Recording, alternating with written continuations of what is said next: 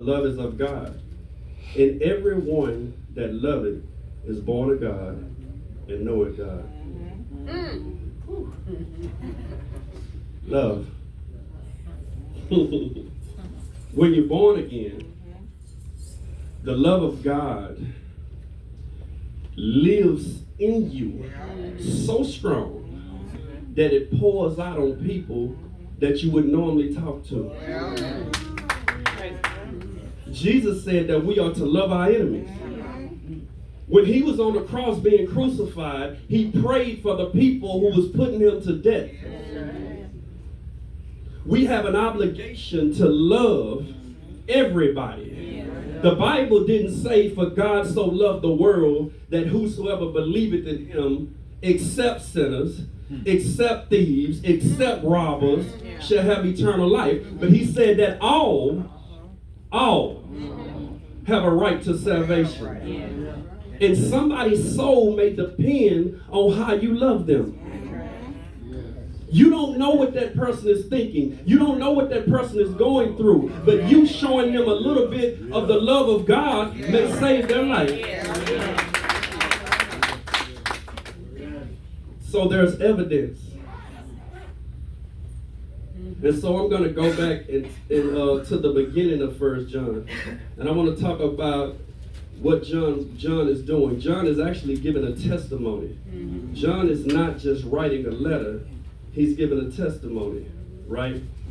And so in 1 John 1 through 12, it says, that which was from the beginning, which we have heard, which we have seen with our eyes, which we have looked upon, and our hands have handled of the word of life.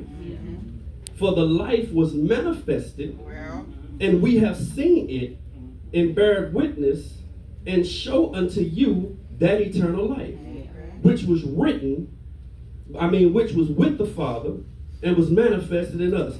This is what John is saying. John is saying, I'm not just telling you something. I'm not just speaking to you about what my mother said. I'm not speaking to you about what my father said. John said that I was an eyewitness of salvation. I walked with salvation. My eyes have seen salvation. My hands have felt salvation. I was there when he healed those who were sick. I was there and heard when he called Lazarus from the dead. I was there when he said, it is finished. I was there when he spoke when he was resurrected. I was there. He said, I heard these things.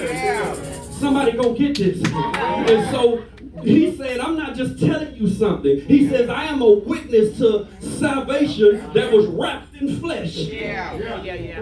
John is saying that I have seen. He's talking about a personal thing. I've seen personally what he can do. I was there when he defied gravity and walked on water. I was there when he told him to roll the tomb back and a dead man walked out. Come on. He said, I was there. He's not just telling you this.